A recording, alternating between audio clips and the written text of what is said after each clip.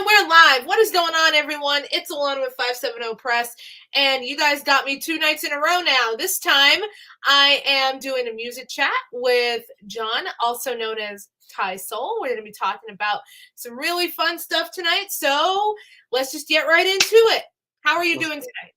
I'm good. How are you doing? Thank you for having me, too, by the way. I'm sorry? I said thank you for having me. Oh, yeah, of course, of course. This is awesome. You know, I've been a fan of your work for a long time, and you have been so generous in sponsoring our show. So it's an honor to have you on. Well, thank you, Yeah, no, it was my pleasure to sponsor the show, and then I think Maine's bringing me on as a special guest too, so that'll be fun, and maybe Gus for a song too, so that'll be cool. You know, I'm all about that, so that was a no-brainer for me. Oh yeah. Yeah. Was that the 26th? Am I correct? Of April? 23rd. 23rd. I'm sorry. Carbon County Animal Shelter, right? Though I got some stuff right. Good. Yes. Yeah, so what am I here for, right? So we got this Saturday at the River Street Jazz Cafe, February 19th is my Layers of Love album release show. We're gonna donate all the proceeds that night to Blue Chip Animal Refuge in Dallas. So shout out to them, and shout out to Astrology Days, the promoter of the event, and obviously River Street Jazz Cafe. And we have a really fully loaded bill with all different genres. It's awesome. Hell yeah, I saw that. That looks awesome. And, you know, another one, you know, doing it for the animals. And I love that. I respect that so much. I respect shows in general, but like when they go to a good cause, like be it, you know, cancer awareness or animals or whatever, I am all for it. I'm like, hell yeah, sign me right up.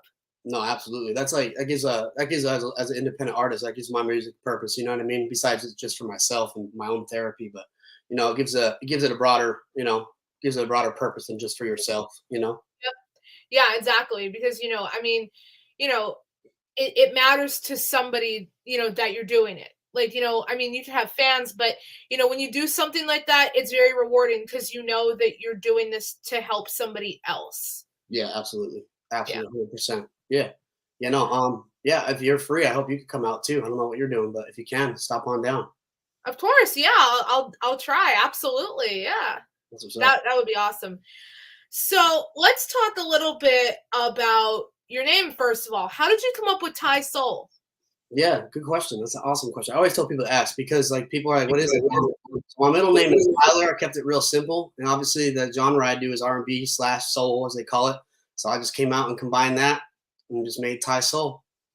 And it's perfect.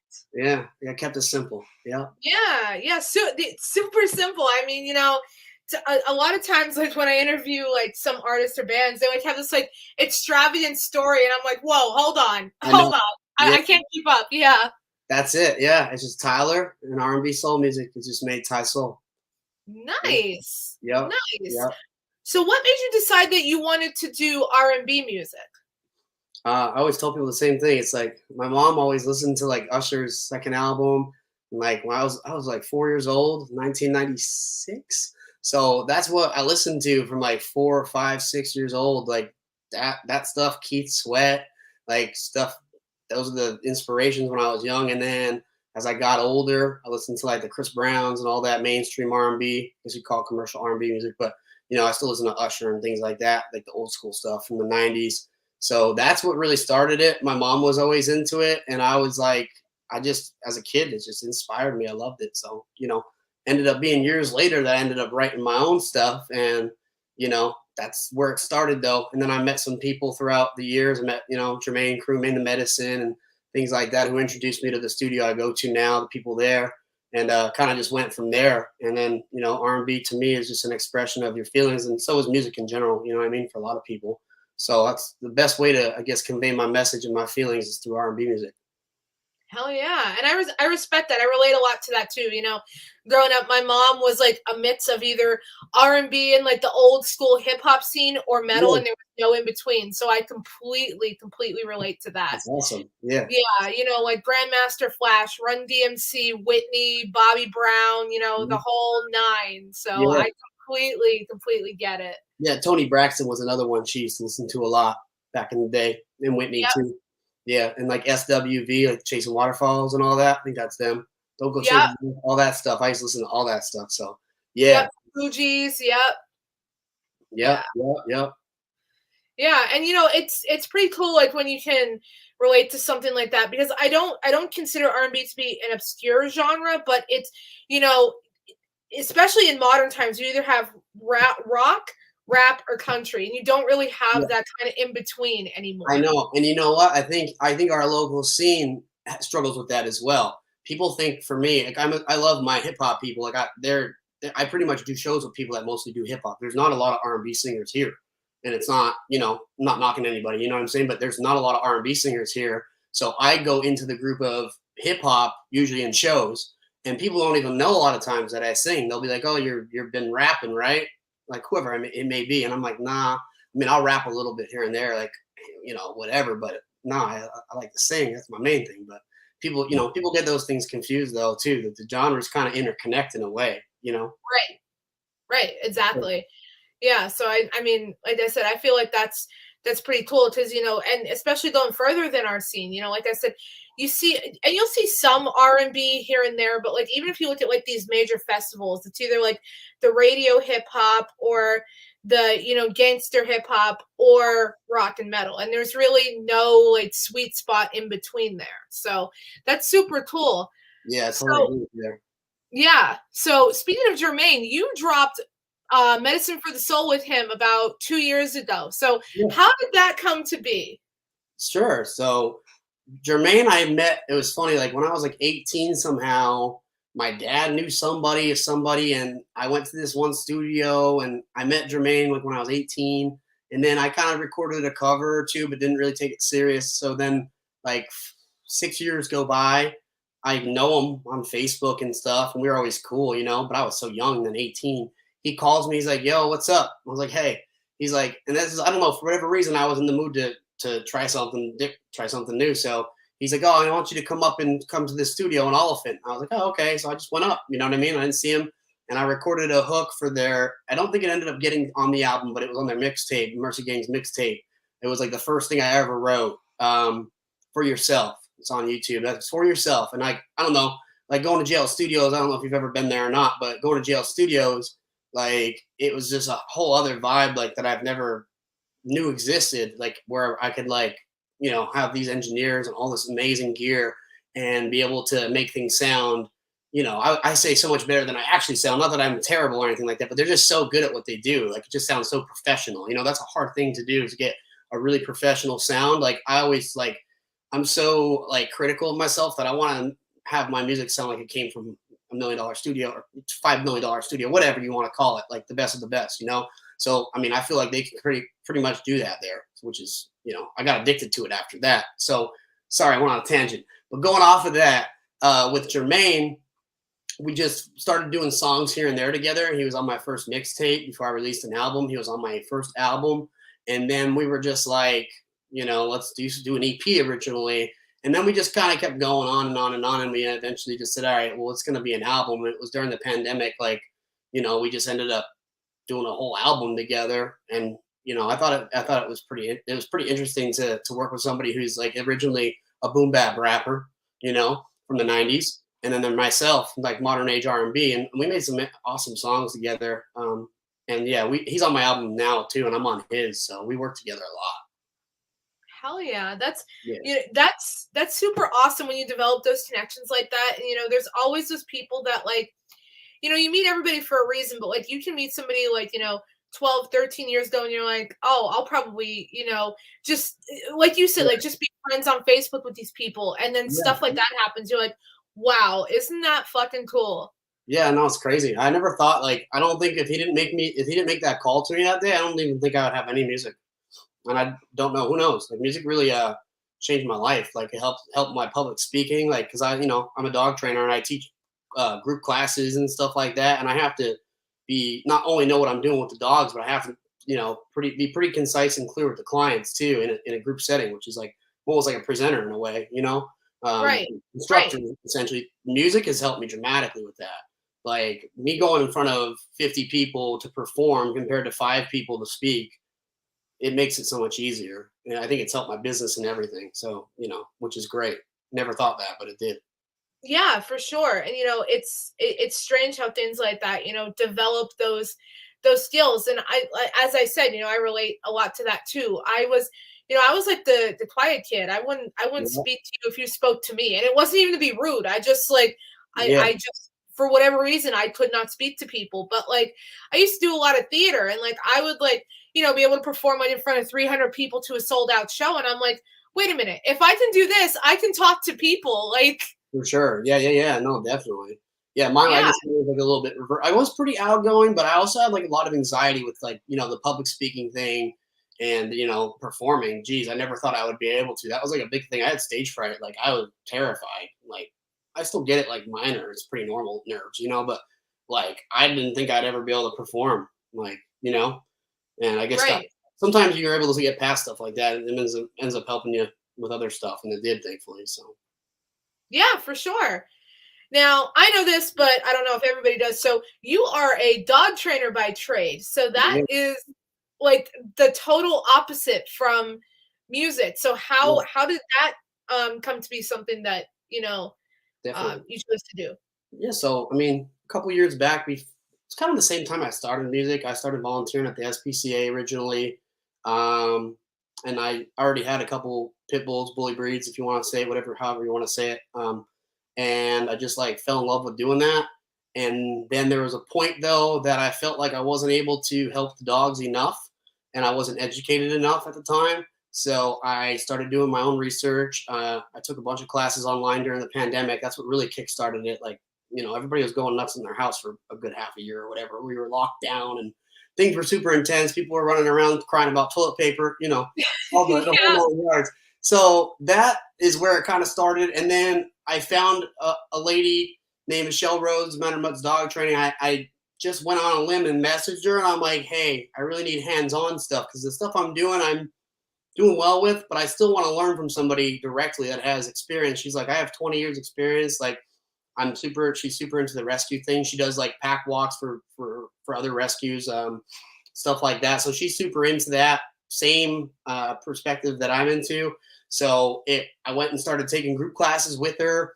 And then she eventually let me kind of aid in instructing the group classes, and she would give me a little bit more to do each time. And I probably took, I want to say like 6 months. I probably went there like 100 times or so. You know what I mean? Around there, Right. like all summer, and that's what really helped my hands-on stuff and dealing with the clients and the dogs and what to deal with when this happens and this and this and that. And then, but it all started from the volunteering at the SPCA and then volunteering at Blue Chip as well. But just in general, though, I wanted to do more for the dogs, and like everybody has a purpose. Like volunteering is great. I still do that sometimes, and I will do that. But I wanted to directly be, I guess, the reason that the dog is getting out of the shelter and stays out of the shelter and not goes back. I want to make sure I can prevent that stuff through training, and I feel Right. like that's my best, most efficient way to make sure that I can make an impact, and have control over that. Right, for sure. Yeah. Yeah. And especially with like the bully breeds. I mean, I have a pit bull, and I love him, but a lot, difficult or rough breeds. And I think, that is far, far from the case. No, absolutely. I have four in my house. I had five in the summer, which was just through a foster through Blue Chip, and I got him a great home. Like one thing I will say though, like people need to understand too, like what your dog was intended to do originally, how strong they are, stuff like that. Like, not just pit bulls either, but dogs in general, people get them and they don't realize the exercise requirements, like, you know what I mean? What their tendencies are temperamentally, all this stuff. Like all that stuff is super important to understand because sometimes you get yourself in some sticky situations, like you get a Siberian Husky. That's a big one for dog training. You get a Siberian Husky and you're not active at all whatsoever, and the dog is like they wonder why the dog ate their wall and like four of their couches because the dog is bored as all hell and needs to run and be Right. trained. But yeah, there's just a bad stigma with the bully breeds, and it stems from irresponsible owners, and Right. illegitimate breeding. There's a lot of, unfortunately, with the breed, there's a lot of inbreeding and stuff like that, which could cause some temperamental issues. If you breed two bad dogs together, genetics may pass down there, and you know, Yeah. there's just so many bully breeds that it tends to happen sometimes, unfortunately, and then they're just in the wrong hands, you know, and they didn't have a good upbringing and all that stuff, and that just all plays part in a disaster. And you see that, you Oh know, yeah. Oh and it's a yeah, for shame. sure. It's a For shame, and sure. I wish, you know, I wish there was something to do to control that kind of stuff from people just illegitimately just having litters like of pit bull puppies and just giving them away essentially. Because there's a statistic I think that's I want to say like 50% or more of the litter will end up in the shelter of a pit bull litter. You know what I mean? Which is Right. it's terrible. You know, there's a couple million euthanized every year. So, you know, Yeah.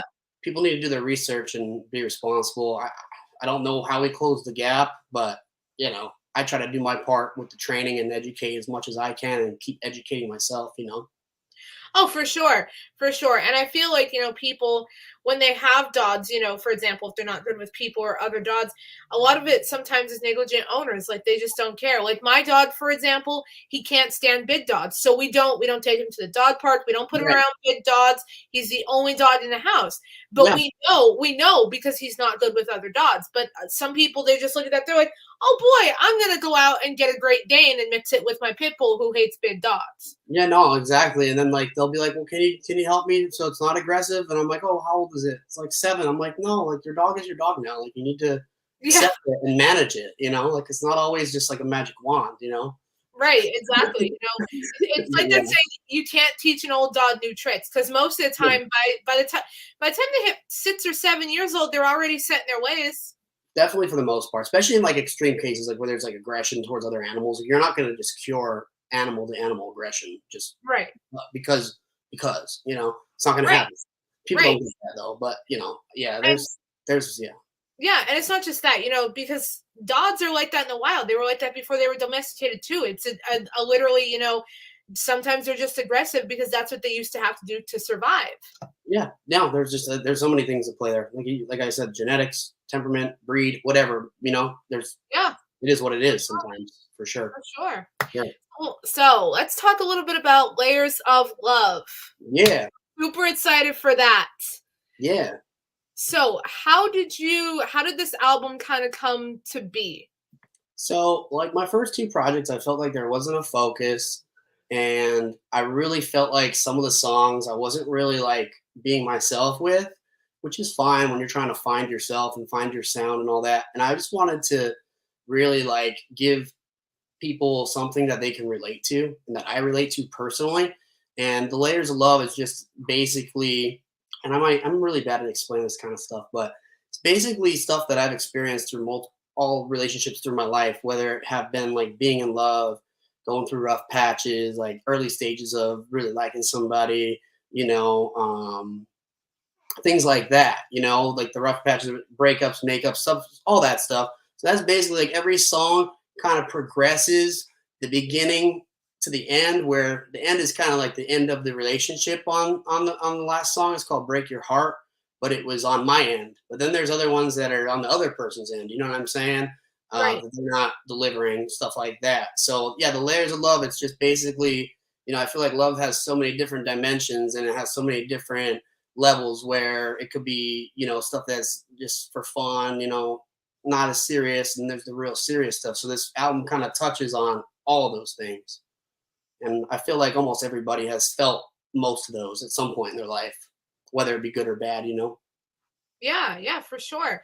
So, the name Layers of Love comes from those different like stages then or just like Yeah, yeah, and I felt like layers was better than calling it, like you said, like like stages or levels. You know what I mean? Like it's kind of more like that, but I felt like layers was better, and I wanted to have the if you look at the album cover, there's layers in that heart and all that. So I felt like right. it's layers of love, and you can abbreviate it LOL, even though it's like more serious. But like you know, I felt like that was just a little bit better of a name than those two. I did think of those though. Actually, it's funny you say that. Yeah, Nice. yeah, Yeah. Yeah, see, there you go. I'm just in tune with whatever. no, I don't no, know. yeah, Yeah. So let's talk a little bit about Saturday's show then. So who else yeah. can we expect to see? What can we expect to hear? What can we expect to see? A lot. So we got, you know, Sweetness, Amanda Rogan, Matt Malone. So they're gonna be there. I would consider them like a soft indie, I guess, alternative. Yeah, I guess that's what you could call that genre. Then we got my good friend Oliver Spitz from Lock Haven. He's hip hop, straight hip hop, really super, super talented. Then we have Maine the Medicine, obviously, who's also super, super talented, hip hop. Then we have his band, him and Polly and a few others, Mercy Gang, which is, I guess, hip hop and rock and roll combined pretty much, with a little flares of like heavy, not metal, but kind of I would call it heavy, heavy rock and roll. So we got them. Then we also have S Dakota, who's an indie rock band. I don't know if you've ever probably listened to S Dakota before. Like Daniel Roser, Jay Preston. I never met their drummer, to be honest with you. I might be missing it too, but they're on the bill as well. So we got that. And then we have Dustin Douglas and Electric Gentleman doing a little intro set. I don't know what they plan on doing exactly. I don't know if they're going to do a tribute or if they're going to do some originals. And then after that, they're going to back me for 5 or 6 songs. So I'm going to have a live band as well. And so I'm just super excited about that. So I'm going to perform probably half the album live with the band. And then I'm going to do another 4 or 5 with the features that I have on the album with Maine and Oliver, who are also on the album. So they're at the show. So I mean, we're gonna have a little bit of everything for basically anybody. The only thing we won't have there is country, because I don't believe in country music. I'm kidding. Yeah. But I don't believe in country music there. Sorry, guys. I mean, I respect country artists. I like maybe 1 or 2 songs for like the nostalgia. You know? Yeah. But otherwise, yeah. I started writing a country song. I may record it just for fun. Like I don't have anything against it. Just because I was like, hey, let me try it out. I'm always down to try new stuff. Like after I had some downtime after this album, I started writing a country song. I got kind of a good country voice too. Hell yeah! Oh yeah, for sure. I'm down with whatever. But so we have all those people on the bill, and I obviously I almost forgot. Astrology Days, Ben Travers, he's helped me promote the show. Jazz Cafe, Matt Gabriel from Dustin Douglas. This is how it came about. He got a dog from Blue Chip, and I gave him free training. The dog, I loved the dog. He was kind of difficult though at first when he came in. He was like 80 pounds brick wall. Cash, his name is Cash. Needs a lot of exercise. Matt basically trained him to pull him on his bike, so that's how he exercises with him. It's pretty awesome. He got in this show and all that. So shout out to him.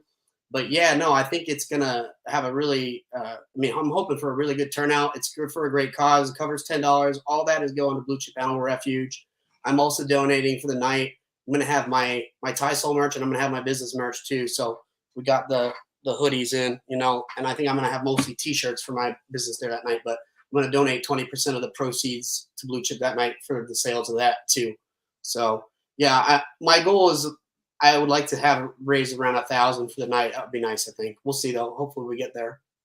Oh yeah, definitely. And if I can't make it out, send me a merch link, and I'll definitely support. Absolutely. Yeah, for sure. And like you said, it's for a great cause. And I just love genre bending shows. Like I said, I like a little bit of everything. It's a country, and it depends. Yeah. But like I love like the R&B, hip hop. I love the rock like fusion. I love all that. As you can see, like with my show, it's like it's literally like I just kind of like threw darts at a dartboard. It was just like, yep, looks good, but that's just my taste in music. So I love that. That's awesome. And like I love like all the people that are on that show. They're all like day one people that supported me. Like love them to death, respect and love their music as well. So it's like we're all fans of each other. So that's awesome. Yeah, you know what I mean? Exactly. I'm just like excited that they're all willing to do it. And then Jay, who's in S Dakota, was also my engineer. Like he mixed and mastered like most of the tracks. Him and Joe Loftus of JL Studios. So it's just it's just a cool cool show in general. There's a lot of great stuff happening that night. Right. Yeah, definitely. Well, super excited for that. Super excited for Layers of Love. Is there anything else you want to let us know? Anything else you'd like to say? Anything else you have coming up, etc.? You can plug your business. Yeah, I mean, hey, I'm a dog trainer. I love bully breeds. I'll never say no to a situation, no matter what you're dealing with your dog, as long as you're willing to work with me.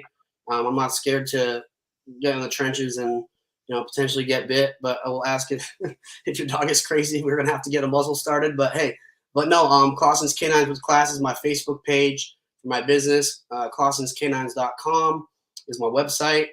You're more than free to message me on my business page, email me. Once we do that, we can set up a call, whatever. If you want to follow me on IG, Clausen's Canines as well. And then as far as my music, you can follow me at TySoul Music underscore on IG, and you can follow me on my Facebook page, TySoul Space Music on my Facebook page. And yeah, I just hope that people come out. I'm just super excited. It's not just for me. It's the first time that the Jazz Cafe has had hip hop in over a decade, I believe, too. So we are meeting a great milestone there. Hopefully it goes well. We'll open the door for other artists to go there too. And I want to have a good image for hip hop and R&B in our area. So that's I want to open the door for us and have a great show for that too. It's for a great cause, and I want to show people that that's what we're about. This are part of our I guess what the scene per se. So I want to do that. So yeah. And like you said, it's a bunch of great artists for a great cause. So you cannot miss this show. So make sure you get to the Jazz Cafe this Saturday, the 19th. I always get my dates mixed up. So I hope that's right. Yeah. So I hope that's right. Doors 7:30. Yep, and $10 cover charge. And remember, it's going to a great cause, great music, great artists. And of course, you get to hear the new album, like in its entirety. What more could you want? Hell yeah. Well, that is all I have for you for tonight. So thank you so much for talking with me. Like I said, it's an honor to have you on here. So thank you so much for this. I really appreciate it. No, I appreciate you. Thank you for having me. Of course. And you have a good night. All right.